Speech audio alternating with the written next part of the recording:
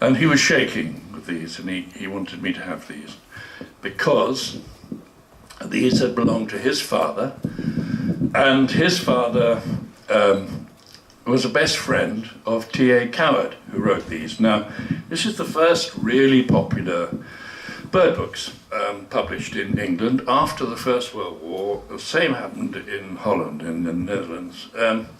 People just didn't want to think anymore about all these horrors. They needed to get out. What is more calming, more wonderful than bird life? So, in these... you can project your whole theological world in it as well, I guess. Yes, for him, of course, it was in natural theology, so absolutely pre-Darwin. So a simple idea that... Protestant idea shared here and in Germany and Scotland, that, well, God made everything. So, you are learning about the handiwork of God by studying insects. It doesn't matter how small it is, he made it. That is why I think biology, proper biology, begins in Protestant countries. And what a wonderful, lovely idea that is. So, I had these beautiful illustrations, and then with them, this is very special. He gave me T.A. Coward's very own specially made binoculars. Now, I thought they're actually twin telescopes.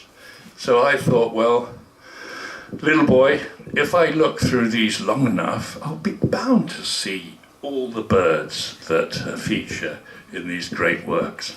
But actually, I looked for hours and hours, but it was still Fred the Blackbird on the front lawn. It's very easy to get cause and effect mixed up when you're about it. So what is the, you said that these were the British bird books, and you said there was also a Dutch one. Yeah. What was the Dutch one? Well, this then came out, and this was tremendous sales, absolutely insane sales.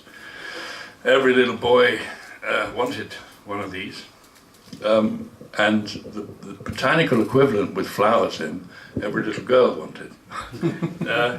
Now, using the very same illustrations, I discovered Binsbergen's grandson gave this to me, and this is Binsbergen's book.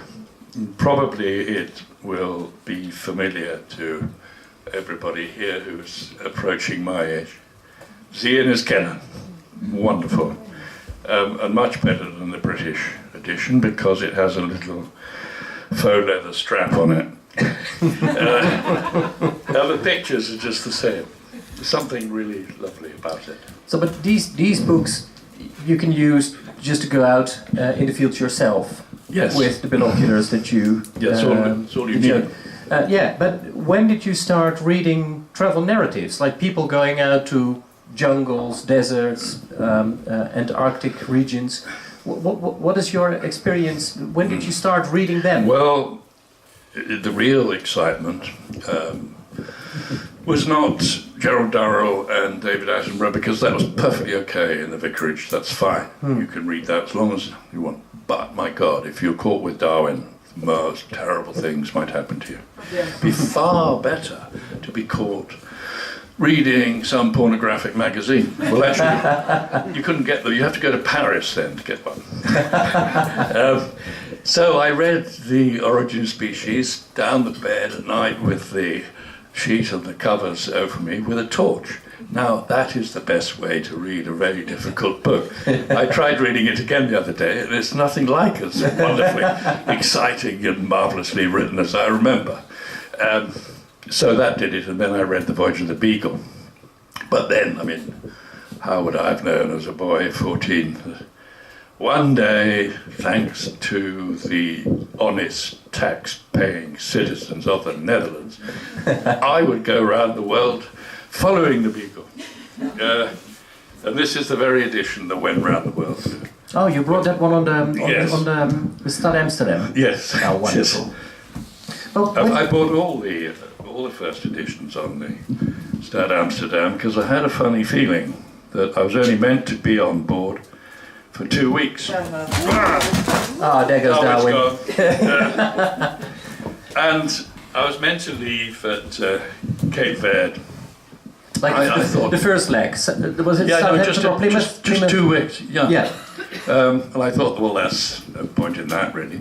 So I got 3 friends, well, film guys, and they'd carry on all these boxes. And I was sure there would be bookshelves in the mess, in the communal room. So, and there were, just right behind the dais, the seats that were above the, where the prefects would sit. So I filled them with first editions of Darwin, and I knew that after the very first interview, that would be the background. Now, if they threw me off, all those books were coming with me. So they had it, but there were little punishments. Look, we'll talk about this, but this is Henry Walter Bates, naturalist on the Amazon. Now, don't take your first editions with you to sea, not really. And then, It hurts a bit. it hurts a bit, and even worse, in effect, because I've still got all that. But wait a second, before we fly through the whole history of travel narratives, reading The Voyage of the Beagle as a little boy, what was the idea while reading it? Did you want to become Darwin? What was your idea after Yes, I did. growing the whiskers? Absolutely, yes, in fact. Yeah. The minute I could grow whiskers, actually it was Huxley, because I was also reading Thomas Henry Huxley, and he writes wonderfully, with such clarity, and he had such good whiskers, and I still hadn't really got cause and effect worked out. I thought, if I grew whiskers the minute I could, I'd be able to write like Thomas Henry Huxley. It never quite happened. Wow. Back to The Voyage of the Beagle. What was your idea while reading it?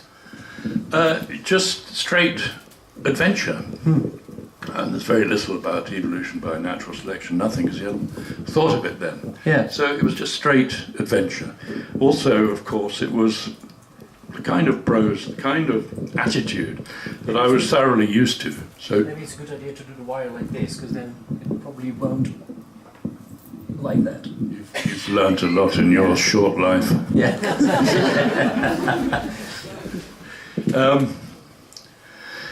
Yeah. So it was obviously gentleman's literature.